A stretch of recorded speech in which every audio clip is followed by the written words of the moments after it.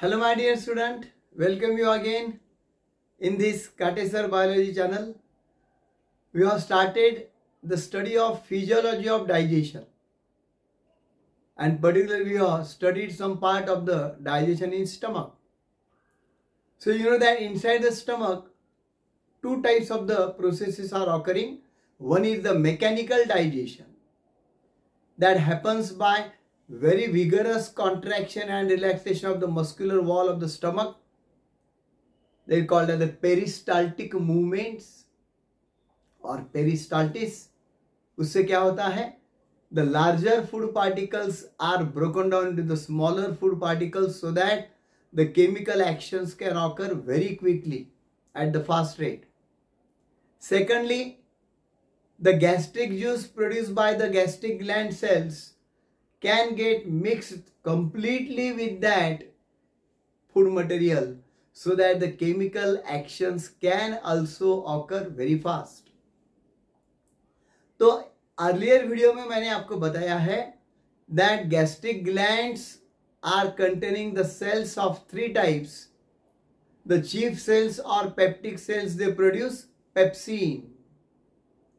Oxyntic cells or parietal cells, they also produce HCl and intrinsic factor required for absorption of vitamin B12. And that mucus cells present in the neck region of the gastric gland produce mucus and bicarbonates also. Okay. तो अब ये जो है इनका role क्या है देखो, ये pH of HCl in stomach जो है वो 1.8 है, यानी ऑलमोस्ट वेरी स्ट्रॉन्ग एसिड. हमें मालूम है pH स्केल अगर 7 के नजदीक जाते हैं 6.8, 6.9, 6 like that. If pH of the solution is like that, then it is mild acid. और जितना 0 के नजदीक जाते हैं उतना स्ट्रॉन्ग एसिड, यानी 1.8 is very much.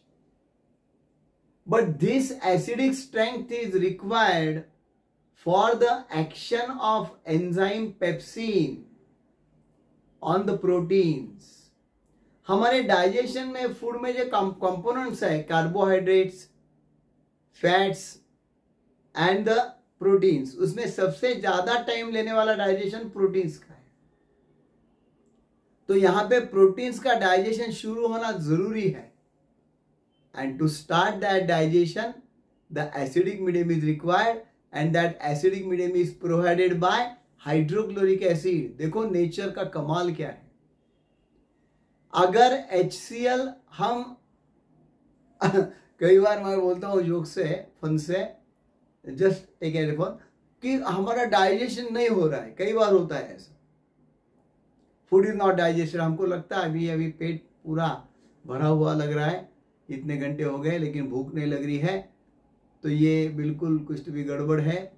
तो सर ने कहा था अगर डाइजेशन शुरू होना है तो एसिड की जरूरत है.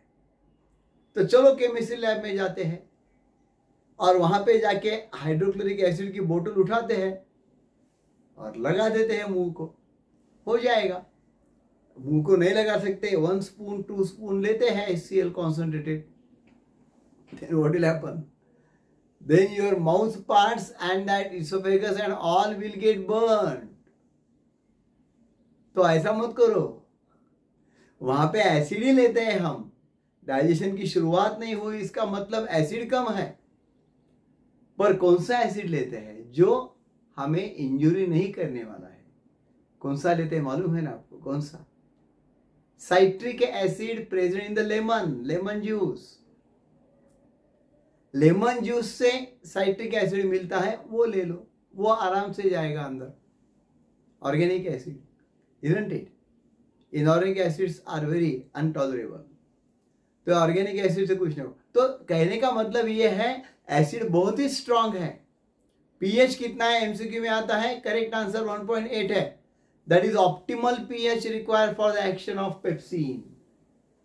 The optimal pH required for action of pepsin in the stomach, correct answer आना चाहिए 1.8. ये MCQ है. ओके, तो ये हो गया. फिर आप दूसरा क्वेश्चन मेरा ये आता है, अगर इतना स्ट्रॉन्ग HCl है वहां पे हाइड्रोक्लोरिक एसिड, तो हमारी इंटरनल लाइनिंग जो है म्यूकोसा वो तो बहुत डेलिकेट है। अब मैं कहता हूं अगर वो गैस्ट्रिक जूस हम निकाल लेते हैं बाहर, आजकल पॉसिबल है, और वो अगर हमारे बाहर की स्किन पे डालेंगे तो हमारा बाहर का स्किन जल जाएगा, क्योंकि स्ट्रॉन्ग एसिड है वो। तो क्वेश्चन ये है कि अंदर का स्किन, अंदर का लेयर क्यों नहीं बर्न होता? Why the inner mucosa layer is not getting burned? तो उसका भी रीजन है, नेचर ने, बिल्कुल wonderful nature, hats off to that efforts of our nature, निसर्ग जो है। देखो आप, तो HCl की एक्शन ना होने के लिए वहां पे म्यूकस सेल ने म्यूकस तैयार किया है, okay, and bicarbonates also. The mucus and bicarbonates, that mucus is doing one additional job also, what is that? Lubrication. वो पूरे इनर वॉल को एलिमेंट्री कैनाल के ल्यूब्रिकेट कर देता है। So because of that lubrication the food can pass further, slippery हो जाता है surface, so easily it can pass further, okay. और it prevents excoriation of that delicate mucosa wall. excoriation का मतलब एक इंजुरी जिसको बोलते हैं, of delicate mucosa wall. mucosa wall जो है उसको कुछ भी हानि नहीं हो देते। excoriation जिसको बोलते हैं खरोच, खरचटणे, पडलो आपण कुठतरी, धड पडलो तो कुठतरी आपल्याला खरचटतं असं, यानी वो उतना पार्ट स्किन का चला जाता है, खरोच आ जाती है, isn't it?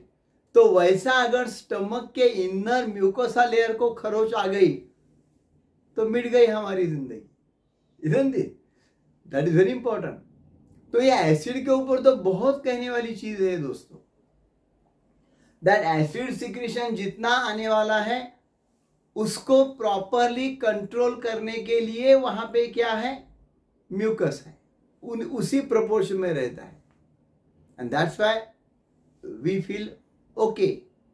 पर कई बार क्या हो जाता है, हम सुनते हैं कई लोगों से, थोड़ी चाय ले लो ना, नहीं एसिडिटी का प्रॉब्लम है, हाइपर एसिडिटी है। यानी क्या होता है? तो hyper acidity problem means what? excessive amount of hydrochloric acid gets secreted in the stomach. Actually हमें हंगर पेन्स भी जो आते हैं, they are also because of the acid. इतना हैबिचुअल है हमारा बॉडी टाइम टेबल। समझो हमारा लंच करने का टाइम है 11 या 12 या 1 बजे, मैं तो 2 बजे खाता हूं, ओके, जो भी है।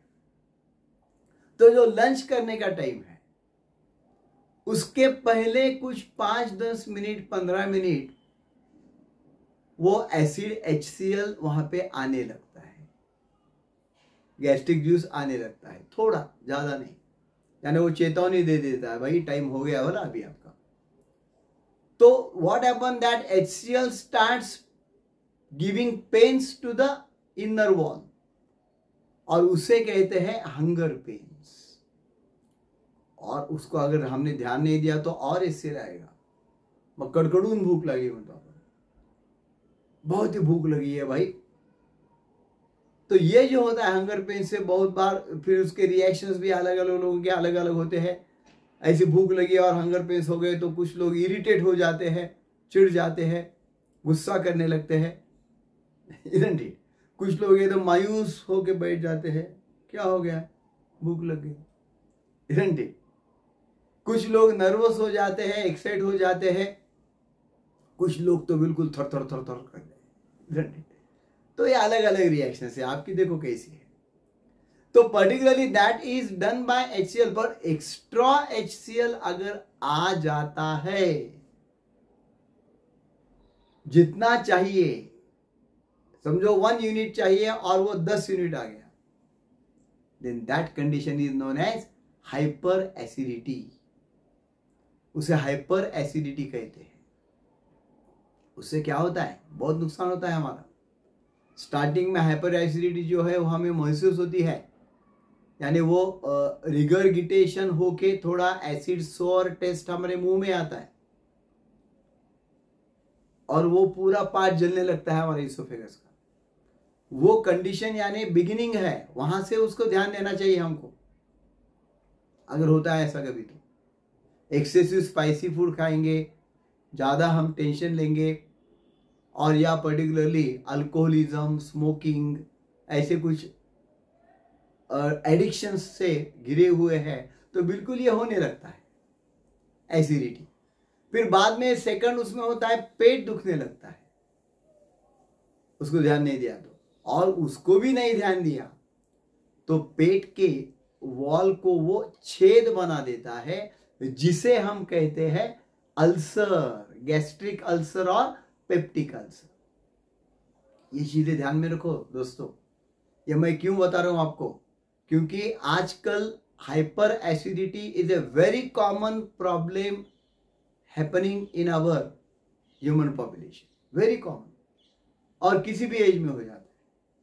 और वो मैं कहता हूं सेल्फ इन्वाइटेड प्रॉब्लम है, यानी ज्यादा चिंता अगर करते बैठे तो एसिडिटी हो जाएगी। ओवर स्पाइसी फूड खाते रहेंगे एसिडिटी हो जाएगी। टोबैको, गुटखा मटेरियल, स्मोकिंग करते रहेंगे, अल्कोहल पीते रहेंगे, बहुत सारा एसिडिटी हो जाएंगी। चाय भी ज्यादा पीते रहेंगे तो भी एसिडिटी हो जाएंगी।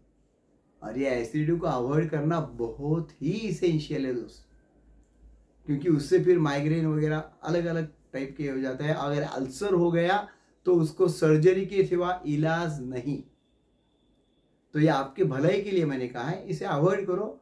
स्पाइसी फूड मत खाओ, टेंशन मत लो, ज़्यादा नींद टाइम पे ले लो, पर्टिकुलरली एक्सेसिव जिसको बोलते हैं, ज़्यादा हम 2-2 बजे तक सोते नहीं। बहुत बार देखता हूँ मैं, इवन बच्चे भी टीवी देखते बैठते हैं, मोबाइल देखते बैठते हैं, वो अवॉइड करो।